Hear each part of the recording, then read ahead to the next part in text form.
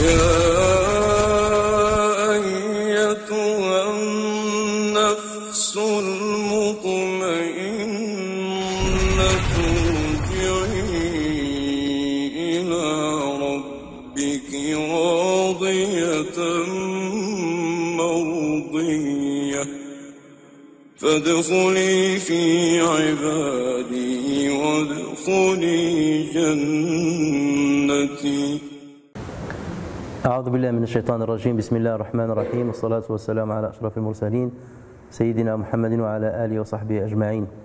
اللهم اجمعنا عليك ولا تكلنا إلا إليك، أرنا اللهم الحق حقا وارزقنا اتباعه، وأرنا الباطل باطلا وارزقنا اجتنابه، واجعلنا من عبادك الصالحين وأوليائك المقربين برحمتك يا أرحم الراحمين. Nous continuons notre cours concernant les deux vertus salvatrices que nous avions entamé la semaine dernière, à savoir al-muraqaba ou al-muhasaba, ce qu'on a traduit par la vigilance du cœur et l'examen de conscience. Et on a dit que pour parvenir à ces deux vertus, il faut qu'elles soient précédées par une étape et succédées par autres étapes. En tout, il y a 6 étapes à respecter dans cet exercice spirituel. La première de ces étapes, c'est ce qu'on a appelé al-musharata. Et le musharata, c'est la fixation des règles de conduite. La deuxième étape, c'est le muraqaba, c'est l'examen, ou bien c'est la vigilance spirituelle, la vigilance du cœur. Ensuite, il y a le muhasaba, c'est l'examen de conscience. La quatrième étape, c'est le muaqaba, c'est l'auto-punition. La cinquième étape, c'est le mujahada, c'est le déploiement de l'effort spirituel. Et la dernière étape, c'est al-mu'ataba, qu'on peut qualifier ou bien traduire par l'auto-réprimande ou l'autocritique. Et donc cet exercice-là, matériel, si j'ose de dire, même si c'est le cœur qui chemine dans ces 6 étapes, ou à travers ces 6 étapes, est un exercice qui permet aux croyants de progresser dans son examen de conscience. Et nous sommes arrivés donc à la 4e étape, à savoir al-mu'aqaba, ce qu'on peut qualifier de l'auto-sanction. Alors il y a certaines personnes qui ont considéré que le fait de s'appliquer une sanction corporelle après avoir commis un péché serait pour eux donc une bonne manière de punition pour ne jamais oublier le regret qui nous envahit lorsqu'on commet un péché. Il nous arrive de commettre des péchés, on est parfois envahi par lorsqu'on a une conscience vigile et réveillée, donc on est envahi par le regret, mais aussitôt après on l'oublie. Donc pour eux, ils se disent qu'il faut absolument appliquer une sanction, une punition corporelle à eux-mêmes afin de ne plus oublier ce regret-là et ne plus oublier ce péché dans lequel ils sont tombés pour ne pas le refaire une deuxième fois. Et bien entendu, cette pratique-là n'a jamais été conseillée par le prophète sallallahu alayhi wa sallam, et nous savons très bien que en matière d'exercice spirituel, ce que le prophète sallallahu alayhi wa sallam n'a pas conseillé, on n'a pas à le conseiller nous-mêmes. Il y avait dans des mouvements des confréries sophites normalement certaines punitions qui s'affligeaient, et normalement nous savons très bien que le corps, Allah Azza wa Jalla l'a harmonisé. Allah Azza wa Jalla nous a donné le corps en tant un gage de sa part à notre endroit, à notre égard, et donc nous devons le protéger et nous devons en prendre soin. Donc en aucun cas on ne doit lui affliger des punitions pour quelque part ne pas oublier le regret. C'était une pratique qui existait autrefois dans d'autres religions, notamment chez Banu Israël. Allah Azza wa Jalla leur demandait d'appliquer des sanctions ou bien des punitions, des châtiments corporels sur eux-mêmes afin de leur pardonner le péché, comme le fait de couper leur nez ou bien le fait de se tuer lorsqu'ils commettaient des grands péchés. Mais par miséricorde envers la communauté musulmane, Allah Azza wa Jal n'a pas appliqué cette législation. En revanche, il y a, comme vous le savez dans la législation islamique, des sanctions corporelles qui sont appliquées, mais cette fois-ci par le gouverneur à l'encontre de toute personne qui a commis un certain nombre de péchés qui, dans le Coran ou le hadith du prophète sallallahu alayhi wa sallam, a montré les punitions qu'il faut apporter, et ce sont des péchés qui touchent la société d'une manière générale. Voilà pourquoi l'islam il a mis des sanctions et des réprimandes corporelles pour dissuader les personnes de tomber une deuxième fois dans ces péchés et protéger la société de ce genre de dérapage. Mais d'une manière générale, ce qui se faisait, c'est que parfois les gens venaient se dévoiler leurs péchés devant le prophète sallallahu alayhi wa sallam, mais eux-mêmes demandaient à ce qu'il applique sur eux une sanction corporelle. Et là, le prophète sallallahu alayhi wa sallam a toujours repoussé et essayé de repousser la personne qui venait vers lui pour quelque part lui donner l'occasion de se repentir et de ne pas justement revendiquer l'application de cette sanction. On l'a vu avec Malik ibn Ma'iz, on l'a vu avec le Ghamidiyya, où le prophète sallallahu alayhi wa sallam à chaque fois il leur disait peut-être que tu n'as pas commis l'adultère, peut-être ceci. La femme qui est venue enceinte lui a dit ben, va jusqu'à ce que tu accouches. Lorsqu'il est revenu avec l'enfant, on lui a dit va jusqu'à ce que tu l'allaites. Tout ça, c'était une manière de la part du prophète sallallahu alayhi wa sallam de repousser la sanction, de ne pas chercher la sanction et quelque part de pousser ces gens-là à aller se repentir sans pour autant demander une sanction. Et là, il y a un principe fondamental qui gère cette question-là, et c'est un hadith qui a été rapporté sur le prophète sallallahu alayhi wa sallam par différentes versions, qui se renforcent les unes les autres, et dans lequel il dit « Idra'u al-hududa bish-shubuhat » Idra'u al-hududa bish-shubuhat, repousser ou bien éviter les sanctions corporelles par les doutes. Éviter les sanctions corporelles par les doutes. Dès qu'il y a un doute, n'appliquez pas la sanction corporelle. Donc l'islam n'accepte pas l'auto-sanction qui consiste à affliger au corps une altération qui produirait ou qui produit une souffrance. Par contre, le croyant peut s'appliquer à lui-même un exercice spirituel ou s'appliquer à lui-même une observance religieuse draconienne, quelque part, non pas pour ne pas oublier le péché commis, mais plutôt pour effacer le péché commis. Lorsqu'Allah Azza wa Jal dans le Coran dit wa aqimis salata tarafay an-nahari wa zulafan min al-layl innal hasanati yudhibna sayyi'at dhalika dhikra lidh-dhakirin. Il accomplit la salat aux deux extrémités du jour et à certaines heures de la nuit. Les bonnes œuvres dissipent les mauvaises. Cela est une exhortation pour ceux qui réfléchissent.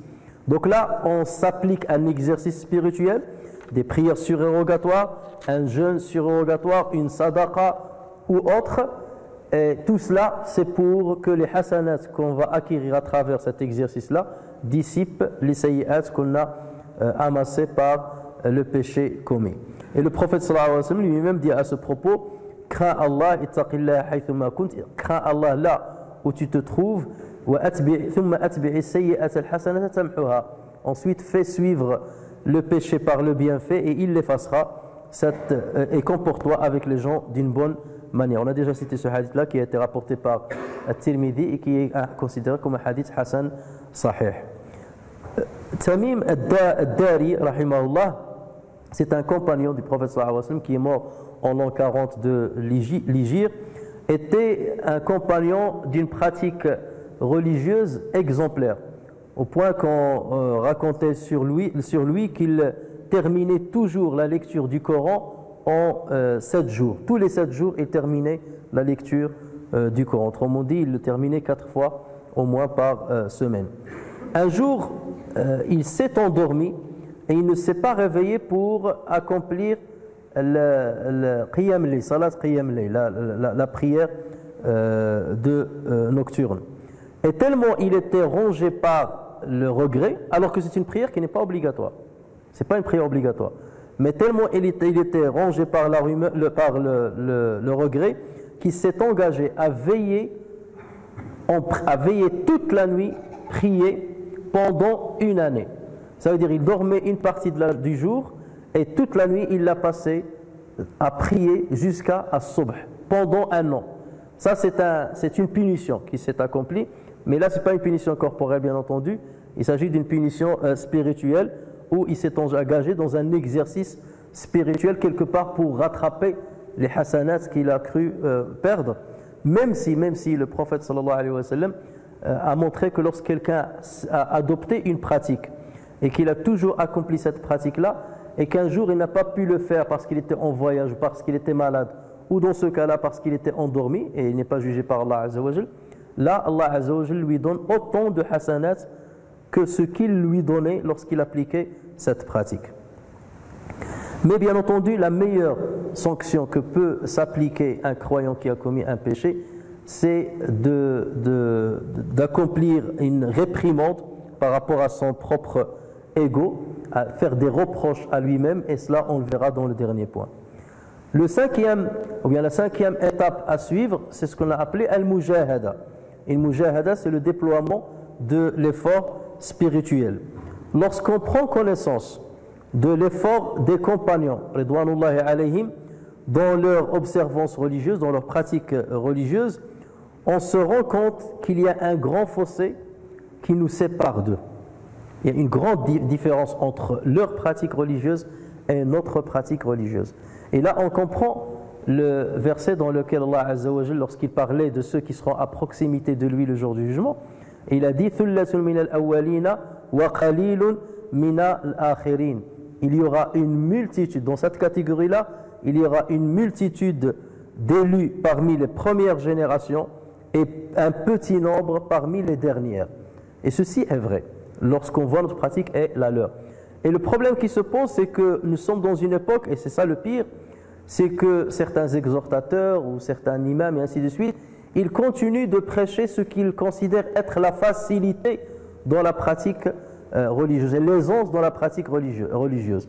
En disant, il n'y a pas besoin de trop faire, contentez-vous du minimum, alors que c'est quoi le minimum? C'est quoi le minimum?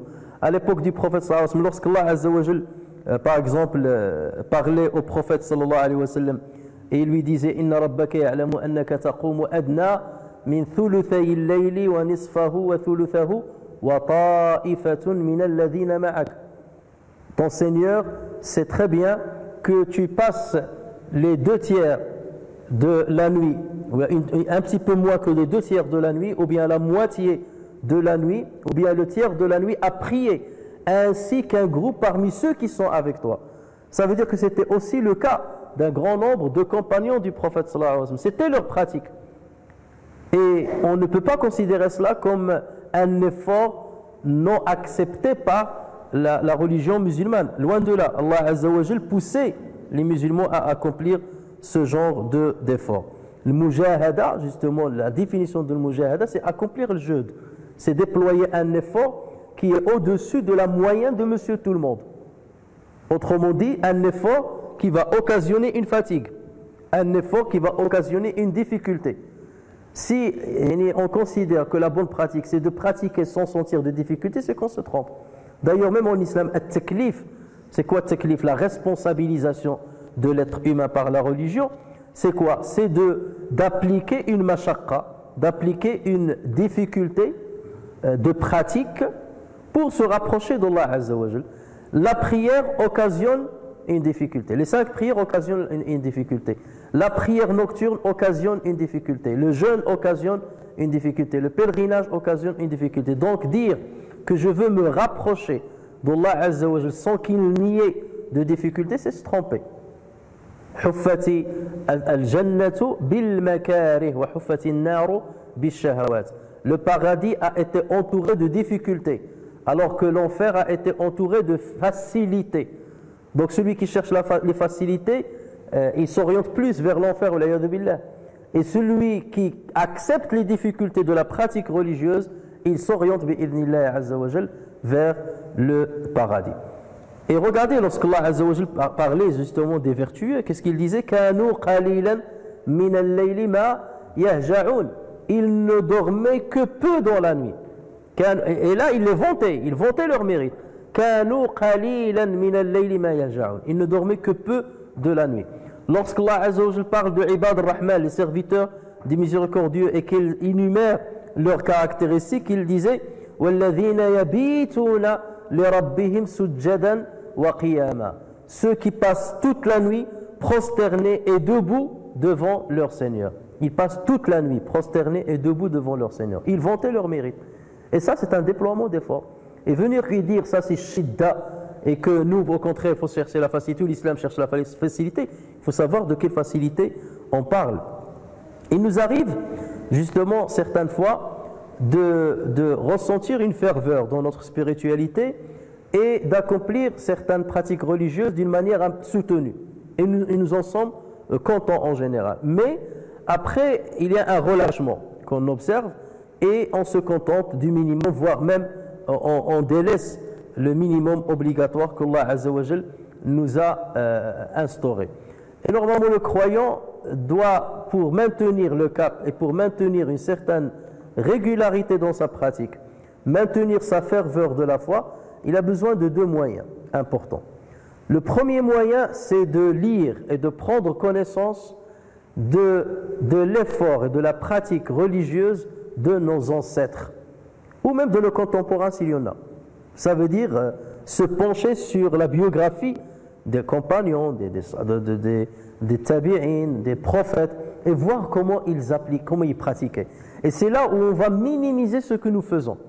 Et on ne va jamais être content de ce qu'on fait. On va dire toujours, je ne fais absolument rien devant eux. Et c'est là où tu vas dire, il faut que je m'efforce à faire mieux. C'est en cela que nous devons concourir les uns et les autres. C'est là où il faut qu'on s'engage dans une vraie course pour dépasser l'autre. Donc, prendre connaissance, lire, écouter les histoires des pieux et des vertueux. Le deuxième moyen, c'est d'accompagner les vertueux. C'est d'être toujours en compagnie des vertueux. Ne pas prendre comme compagnons les laxistes, les gens qui ne se contentent que du minimum, les gens qui ne privilégient que la rigolade, que la facilité. Non, mais toujours être en compagnie de ceux qui travaillent, de ceux qui œuvrent, de ceux qui pratiquent bien comme il le faut. Et comme ça, on se sent emporté par eux. La force qu'ils ont va permettre à nous de les suivre et de les imiter et parfois même d'essayer de les dépasser. Si on ne saisit pas ces deux moyens-là, on risque à chaque fois de fléchir au niveau de notre pratique religieuse. Et là, je vais vous citer quelques exemples de nos ancêtres, comment ils pratiquaient leur religion, et pour qu'on puisse établir un référentiel et une vraie comparaison par rapport à ce que nous faisons. Parce que beaucoup d'entre nous, parfois, ils se croient être vraiment au sommet de la pratique religieuse, ou de dire, alhamdoulilah, parce qu'on se compare à ceux qui sont égarés, ou à ceux qui ont une foi moindre que la nôtre, et on se dit qu'on est mieux. Mais normalement, il faut toujours se comparer aux meilleurs dans ce cas de figure. Un jour, Ali, radiyallahu anhu, a dirigé la prière de l'aube. Ensuite, il se tourna un peu sur son côté droit et resta assis avec une tristesse qui était visible sur son visage. Et les gens donc le voyaient assis tout seul avec une certaine tristesse, avec une introspection. Et il est resté ainsi, assis jusqu'au lever du soleil. Ensuite, il se retourna les mains en les frappant l'une contre l'autre. Ça, c'est une manie qui existe chez les Arabes. Lorsqu'on regrette quelque chose, donc on se tape les mains comme ça. On dit c'est perdu, tout est perdu, on fait comme ça. Donc il se tapa les mains l'une contre l'autre et il a commencé à dire ces paroles à haute voix et certains l'ont entendu, les ont entendus. Donc qu'est-ce qu'il a dit? Il a dit par Dieu, j'avais vu les compagnons du messager Muhammad sallallahu alayhi wa sallam, ils se réveillaient le matin jaunis par la nuit qu'ils ont passé debout et prosternés dans la prière tout en récitant le Coran. Chaque matin, disait-il, je voyais les compagnons du prophète sallallahu alayhi wa sallam avec un visage pâle, avec une couleur jaunâtre, tellement ils passaient toute la nuit debout, prosternés, en train de réciter le Coran. Et ensuite il a dit, lorsqu'il mentionnait Dieu, il s'inclinait comme les arbres penchés par le vent. Donc il s'inclinait en mentionnant Allah Azza wa Jalla. Les larmes de leurs yeux mouillaient leurs habits. Et là il ne parle pas dans le sens figuré du terme, il parle dans le sens réel. Les larmes de leurs yeux mouillaient leurs habits. Alors chacun de nous peut se poser la question, quelle est la dernière fois où il a pleuré en méditant Allah Azza wa Jalla? Mais les gens d'aujourd'hui, dit-il, mais les gens d'aujourd'hui dorment en toute inconscience. Mais les gens d'aujourd'hui dorment en toute inconscience. Donc il était en train de regretter l'époque de la bonne pratique religieuse. Et là il parlait d'une époque de l'époque de Tabi'in. il parlait de l'époque de, c'est-à-dire il vivait dans l'époque de Tabi'in, il parlait de l'époque de al-Sahaba al-Kiram. Donc déjà à son époque, il voyait qu'il y a eu un grand fossé entre la pratique des compagnons et la pratique des successeurs. Alors qu'allons-nous dire si on comparait notre pratique à la leur? Abu Muslim al-Khawlani, rahimahullah, c'est quelqu'un qui s'est converti à l'islam, qui a embrassé l'islam alors qu'il était au Yémen sans pouvoir voir le prophète sallallahu alayhi wa sallam. Donc il n'a pas vu, il s'est converti à l'époque du prophète sallallahu alayhi wa sallam, mais il n'a pas pu le rencontrer. Mais il a rencontré des grands compagnons comme Omar ibn Khattab, et il a rapporté sur eux des hadiths ou bien des récits comme Omar ibn Khattab, comme Abu Ubaïda ibn Jarrah, comme Mu'adh ibn Jabal ou Abu Dharr. Et lui, ce qu'il avait fait, c'est qu'il avait suspendu un fouet dans la mosquée de sa demeure. Parce qu'il faut savoir qu'autrefois, les gens ils prenaient une petite chambre, un petit coin dans leur maison, et ils considéraient cela comme la mosquée de la maison. La mosquée, non pas où ils vont accomplir les prières canoniques, les prières obligatoires. Les prières obligatoires, ils accomplissaient à la mosquée. Mais c'est la mosquée où ils accomplissaient les prières de la nuit. Et tout le monde avait cette mosquée-là. Musalla, al-Musalla, l'endroit de sa prosternation, pendant la nuit. C'était une pratique courante chez tout le monde. Donc lui, il avait mis un fouet dans sa petite mosquée, et qu'il a accroché au mur, et à chaque fois, il le regardait, et il commençait à parler à son ego.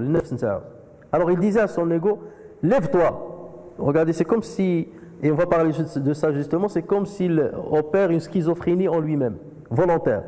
Lève-toi, par Dieu, je te traînerai, donc il parle à son nefs, à son ego. Lève-toi, par Dieu, je te traînerai jusqu'à ce que la lassitude vienne de toi et pas de moi. Moi, je ne me lasserai jamais. Je te traînerai, ça veut dire par la prière. Je te traînerai jusqu'à ce que la lassitude vienne de toi et pas de moi. Ça veut dire jusqu'à ce que tu te lasses de commettre le mal. Jusqu'à ce que tu te lasses d'espérer le péché. C'est ça ce qu'il voulait dire. Et il disait, les compagnons de Muhammad sallallahu alayhi wa sallam, en s'adressant à lui-même, les compagnons de Muhammad sallallahu alayhi wa sallam, croient-ils qu'ils seront les seuls à profiter de sa proximité? Et le jour du jugement, ils ont eu sa proximité dans l'ici-bas, et ils auront peut-être la proximité dans l'au-delà, mais pourquoi auront-ils ce privilège tout seuls? Nous aussi on mérite ça. Et donc il parlait à son ego. Ça veut dire œuvre et travail si tu veux chercher la proximité du prophète sallallahu alayhi wa sallam dans le paradis. Les compagnons de Muhammad sallallahu alayhi wa sallam croient-ils qu'ils seront les seuls à profiter de sa proximité? Par Dieu, nous les basculerons. Et nous allons les repousser. C'est-à-dire, on va les repousser pour nous mettre une place à côté d'eux. Nous les basculerons jusqu'à ce qu'ils sachent qu'ils ont laissé derrière eux des véritables hommes. Nous les basculerons jusqu'à ce qu'ils sachent qu'ils ont laissé derrière eux des véritables hommes. Véritables hommes en quoi? Ce n'est pas dans la parole. Des véritables hommes au niveau de al-mujahada, au niveau du travail, au niveau de la pratique religieuse, au niveau de la prière, au niveau du jeûne, au niveau du sacrifice pour l'islam. Al-Qasim ibn Muhammad radiyallahu anhu dit, je suis parti un matin chez ma tante Aïcha radiyallahu anha pour la saluer. Donc c'était sa tante, c'est le fils de son frère, et il dit, un jour le matin je suis passé chez elle pour la saluer. Je l'ai alors trouvée en train de prier salat ad-duha, et elle a commencé à un moment à réciter, donc elle a récité un verset à haute voix, même si c'est une prière diurne, mais elle était en train de méditer sur un verset et elle a commencé à le répéter à haute voix. Et lui, donc, il était derrière en train de l'entendre. Elle a récité ce verset-là, فَمَنَّ اللَّهُ عَلَيْنَا وَوَقَانَا عَذَابَ السَّمُومِ. فَمَنَّ اللَّهُ عَلَيْنَا وَوَقَانَا عَذَابَ السَّمُومِ. Ça, c'est un verset dans Surat At-Tur. Puis Allah nous a favorisés et protégés du châtiment de Samoum. Puis Allah nous a privilégiés, favorisés, ça veut dire en faisant de nous des musulmans, et protégés du châtiment de Samoum. Ce verset-là peut être lu par un musulman sans qu'il ne l'interpelle. D'autant plus qu'Allah parle de ceux qui seront dans le paradis. Mais la signification de ce verset, elle est très profonde. Dieu nous a favorisés. Ça veut dire la situation dans laquelle nous sommes, le bien dans lequel nous sommes, ça ne vient pas de nous, de notre travail, mais c'est grâce à Allah Azza wa Jal. C'est lui qui nous a donné ce bien et c'est lui qui nous a préservés du châtiment de l'enfer. Puis elle commença à pleurer tout en répétant ce verset. Elle répétait le verset et elle pleurait. Elle répétait le verset et elle pleurait. Et donc, le Qasim ibn Muhammad, il a dit, je me suis lassé d'attendre qu'elle termine pour la saluer. Donc, je l'attendais qu'elle termine pour que je la salue, mais elle répétait le verset, elle pleurait, elle répétait le verset, jusqu'à ce que je me suis lassé. Je l'ai alors laissé dans cet état et parti vaquer à mes occupations. Lorsque j'ai terminé, dit-il, ce que j'avais à faire dans le marché, je suis repassé la voir chez elle et je l'ai trouvée dans le même état. Donc il est resté pendant peut-être 1 heure, 2 heures pour acheter ce qu'il avait acheté ou vendre ce qu'il avait à vendre. Et ensuite il est repassé voir Aïcha radiyallahu anha, il l'a trouvée dans le même état en train de répéter ce verset-là et de pleurer. Donc il a dit, et je l'ai trouvé dans le même état que je l'avais laissé, sur lequel je l'avais laissé, entre pleurs et invocation. Ma bayna buka'in wa du'a, entre pleurs et invocation. Muhammad ibn Ishaq, rahimahullah, rapporte que Abdurrahman ibn al-Aswad, il s'agit là d'un tabi'i, est venu à la Mecque pour le pèlerinage et il était malade d'un pied, il ne pouvait pas s'appuyer sur un pied. Et il a dit, je l'ai alors vu debout sur l'autre pied, priant jusqu'à l'aube avec les ablutions de l'Isha. Je l'ai vu debout sur un seul pied, il s'appuie sur un seul pied, l'autre pied il était levé de la terre parce qu'il lui faisait mal.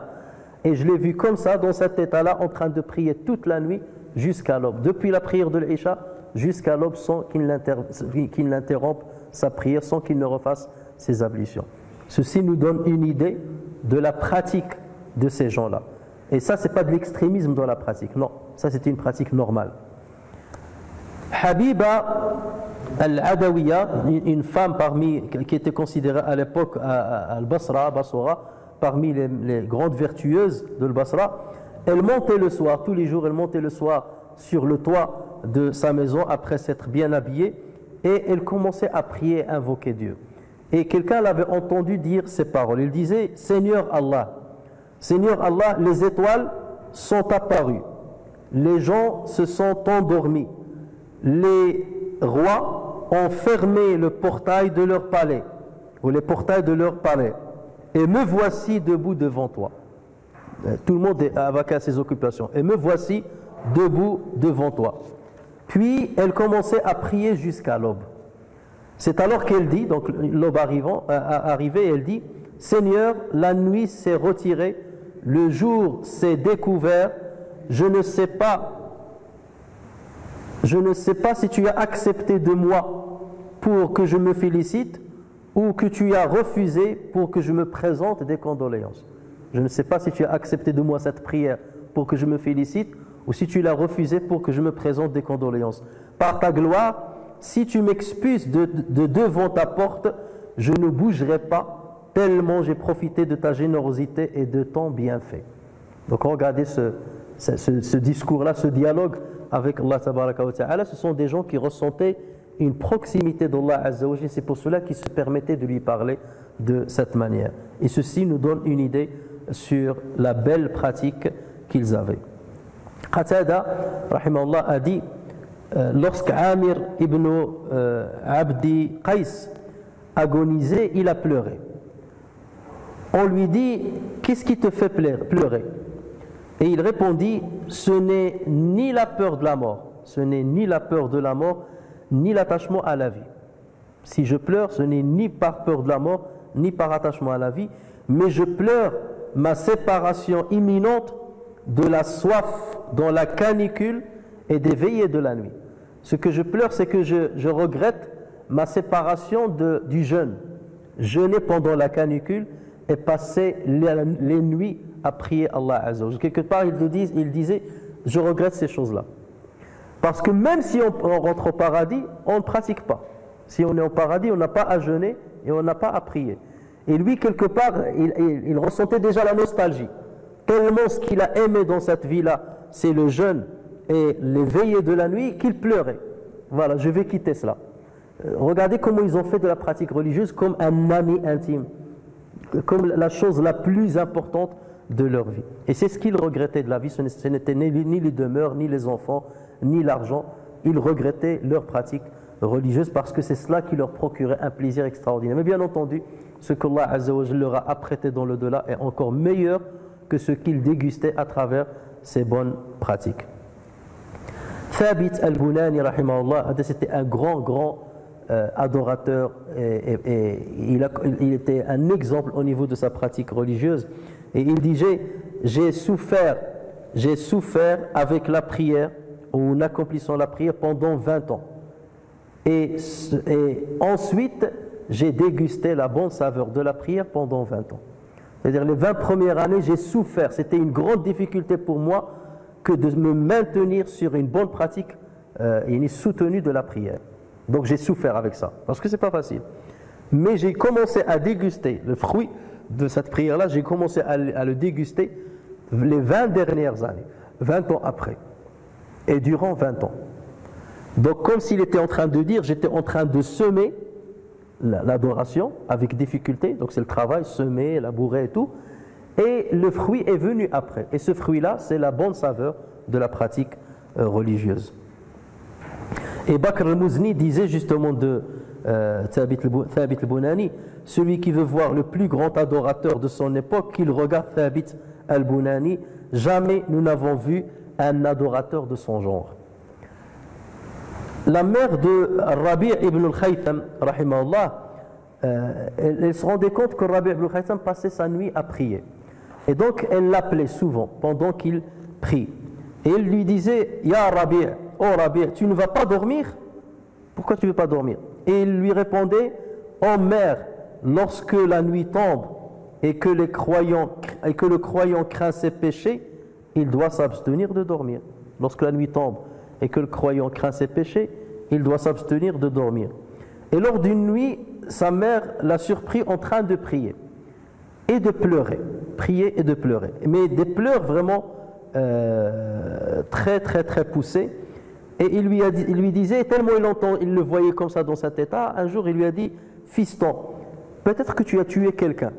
Alors je te vois pleurer, tu as dû commettre un péché énorme. Et le pire péché que tu peux commettre, c'est que tu as dû tuer quelqu'un. Peut-être que tu as tué quelqu'un.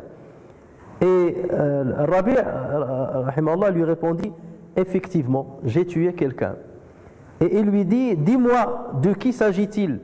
Pour que j'aille voir sa famille, leur raconter tes souffrances, finiront-ils peut-être par te pardonner ton crime et avoir pitié de toi? Et il lui dit, j'ai tué en fait ma propre personne. J'ai tué ma propre personne. Ça veut dire mon ego, je l'ai tué, il ne s'empare plus de moi. Et là, je suis quelque part libre avec Allah Azza wa Jal. Et les pleurs, quelque part, ce n'est qu'une marque de la sensation de la proximité de Allah Azza wa Jal, et pas forcément les pleurs par rapport au péché.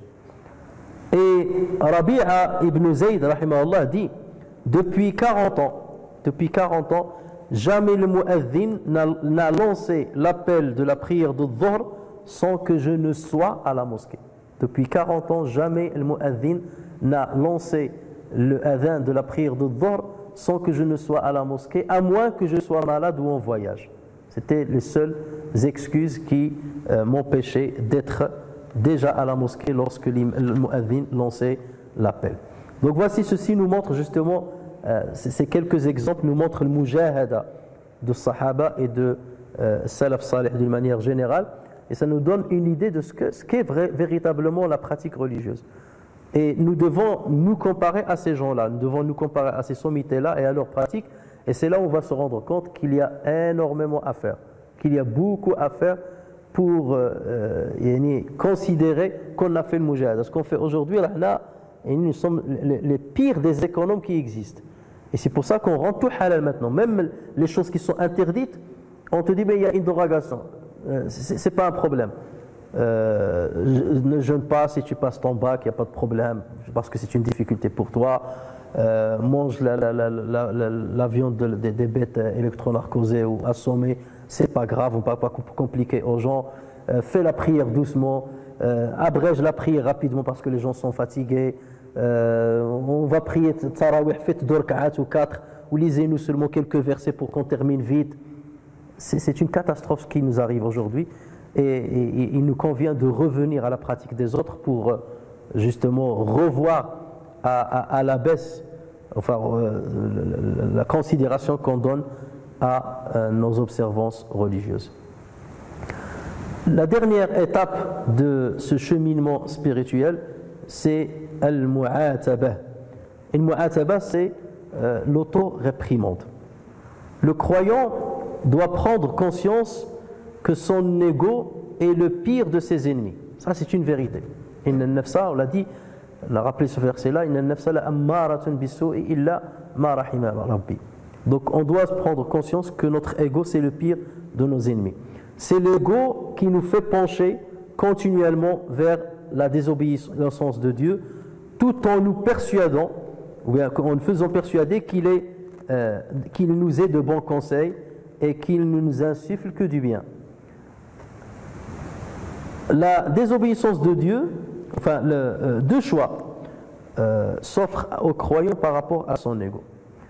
Soit on lui donne libre cours, on le laisse nous guider comme il l'entend, et ça on en a parlé la dernière fois, et qu'on réponde à ses désirs et ses aspirations.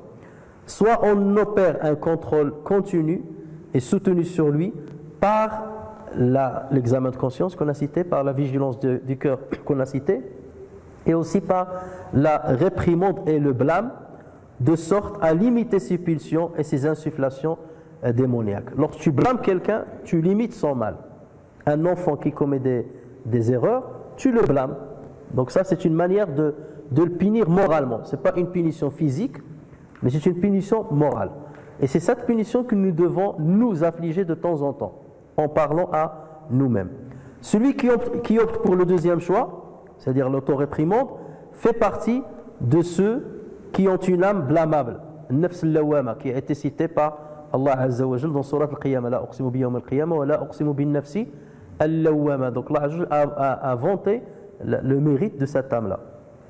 Il s'agit en fait d'exhorter son ego par un discours silencieux et intime. Le croyant devient quelque part le réalisateur d'une scène avec deux acteurs protagonistes. Donc lui, il est le réalisateur et il va mettre en place une scène, d'accord, dans laquelle il y a deux acteurs protagonistes.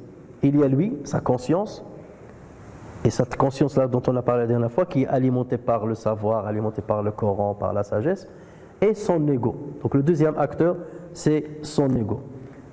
Il devient quelque part en même temps l'accusé et l'accusateur. L'accusé est le juge.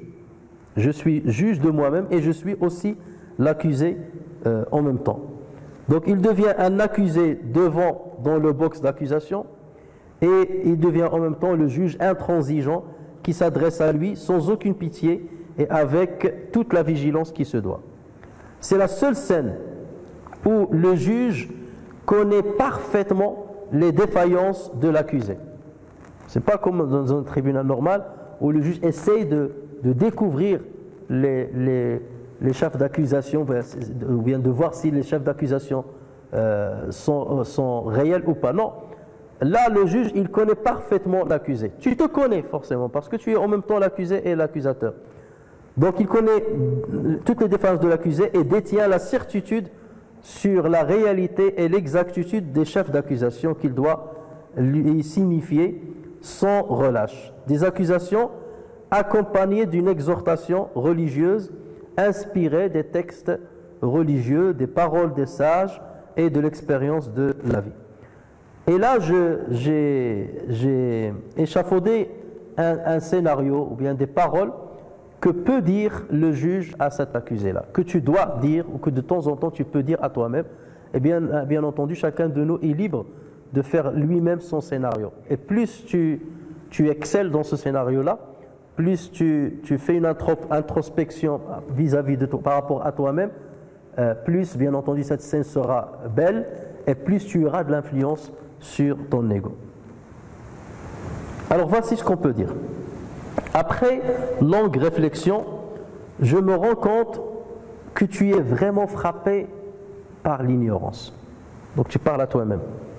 Après longue réflexion, je me rends compte que tu es vraiment frappé par l'ignorance. Toi qui prétends détenir la sagesse, l'intelligence et la lucidité d'esprit.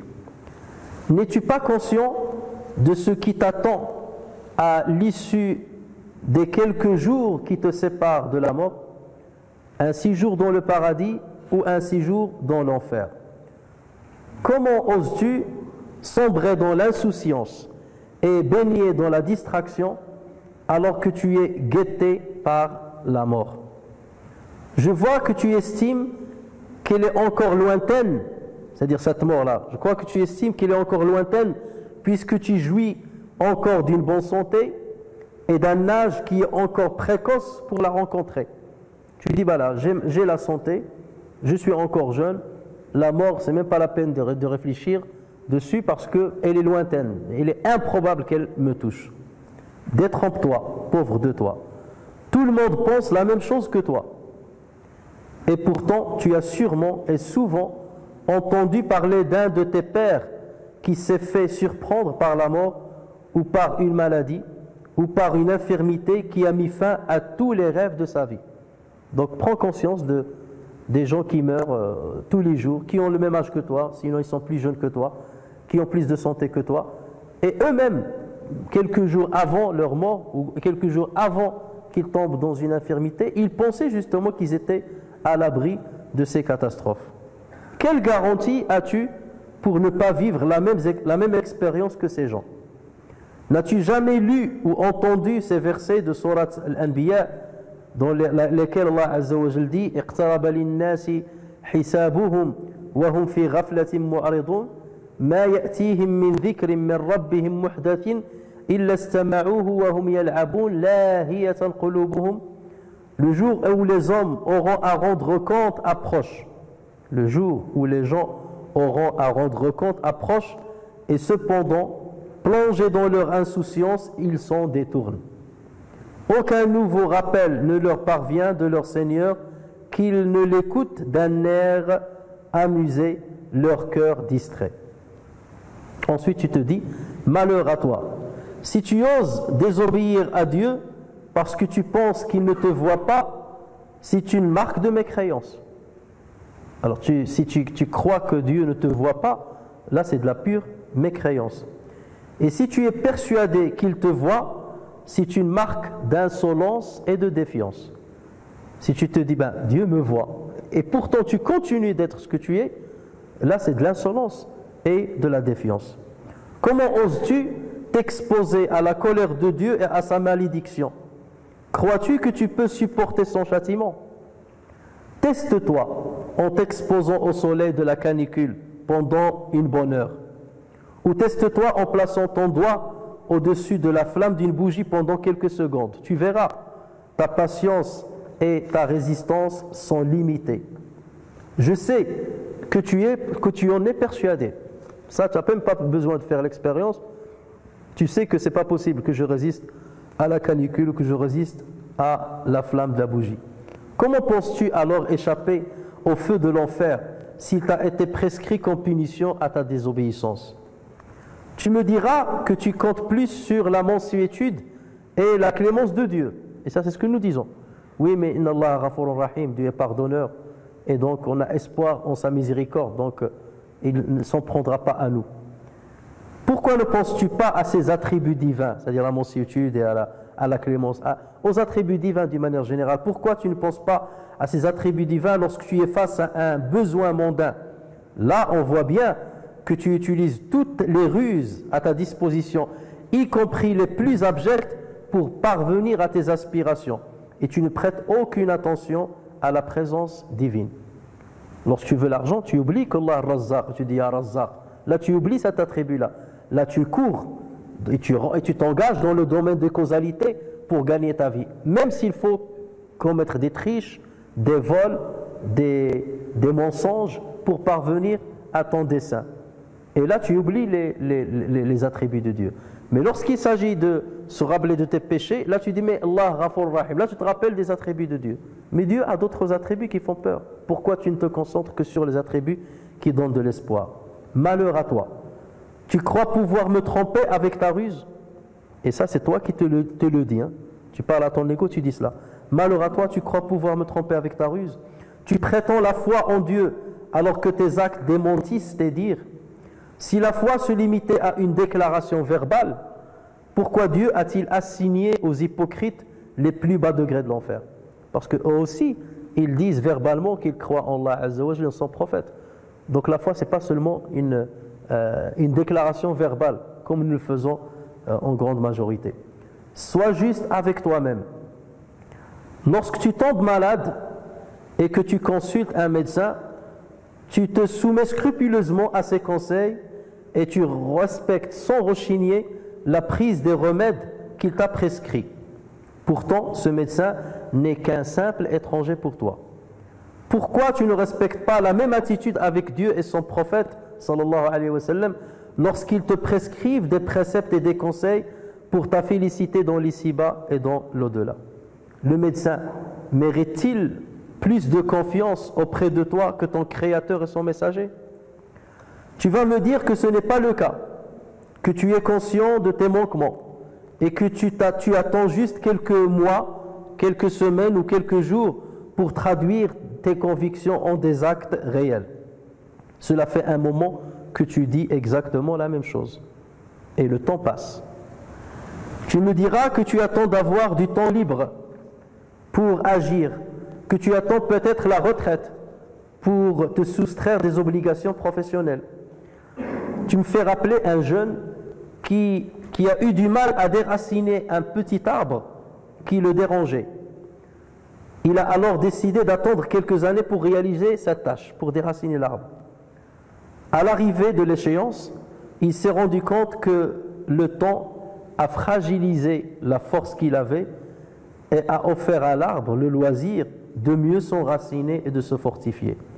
Penses-tu avoir la force et le courage de déraciner les vices, les déviances, les impiétés et l'insouciance qui s'empareront de ton être pendant toute la période de ton attente? Pauvre de toi. Tu vas me dire que ce qui t'empêche de te maintenir sur la rectitude de l'obéissance, c'est l'avidité devant les plaisirs et l'impatience devant les difficultés de la pratique religieuse. C'est-à-dire, c'est difficile pour moi de pratiquer et je préfère les plaisirs de l'ici-bas. Quelle idiotie de ta part! Les vrais plaisirs devant lesquels tu devais être avide sont ceux de l'au-delà sont ceux de l'au-delà de par leur pérennité. Quant aux difficultés liées à la pratique religieuse, ce sont un obstacle nécessaire à dépasser pour accéder aux délices éternelles. Lorsque le médecin te conseille de réaliser une cure de quelques jours pour trouver le repos durable, pourquoi te montres-tu obéissant? De plus, comment tu oses éviter le mal occasionné par l'obéissance religieuse et t'exposer au mal de la punition divine? Quel mal des deux faut-il s'efforcer d'éviter? Où est ta lucidité d'esprit? Écoute-moi bien, je suis pour toi de bons conseils. Ne perds pas ton temps dans les futilités. Le compteur de tes battements cardiaques est limité. Chaque battement de plus ou en plus est un chiffre en moins dans le nombre qui t'a été prescrit. Par Dieu, profite donc de ta santé avant d'être frappé par la maladie, de ton temps libre avant d'être occupé, de ta richesse avant de sombrer dans la pauvreté et le besoin, de ta jeunesse avant d'être affaibli par la vieillesse, de ta vie avant d'être surpris par la mort. Sache que Dieu a été clément et miséricordieux envers toi en faisant de toi un musulman. Il a vu tes péchés et tes dépassements, et pourtant, il continue de te donner une chance après une chance pour que tu saisisses la repentance. Réveille-toi donc de ta léthargie et rattrape vite le groupe de ceux qui ont empressé le pas dans le chemin de la guidance. Arrête d'embellir ton apparence devant les gens et de souiller ton intérieur devant Dieu par ta désobéissance. Prends-toi en charge avant qu'il ne soit trop tard.